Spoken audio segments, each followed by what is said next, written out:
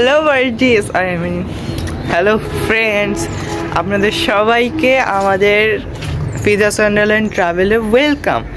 After a long time, হয়তো বা 2 months, বেশি হইলে 3 মান্থস, বাট 4 মান্থস হওয়ার কথা না। আফটার এ লং টাইম আমি আরেকটি নিউ ভিডিও নিয়ে আসে পড়েছি আপনাদের মাঝে। সো আজকে আমরা যাব ট্রেনে করে শ্রীমঙ্গল টু ঢাকা। আজকে আমরা যাব ঢাকায়। সো এখন বাজে সকাল কয়টা বাজে? সকাল 7:10। এখানে দেখা যাইতেছে না, যাই হোক সকাল 7:10 বাজে।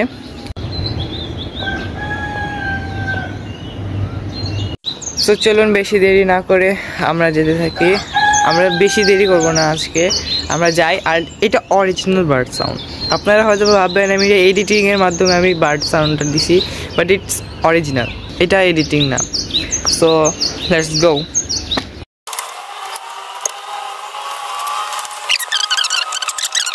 আরে হ্যাঁ, বলাই তো হলো না যে আমি কেন ভিডিও দিইনি। সো আমি এখানে দেখাই দিব, স্ক্রিনে দেখাই দিব। আমি একটা পোস্ট করছি, আপনারা এই পোস্টে করে আসবেন, না হয় ভিডিও পজ করে নেন, আমার সমস্যা নাই।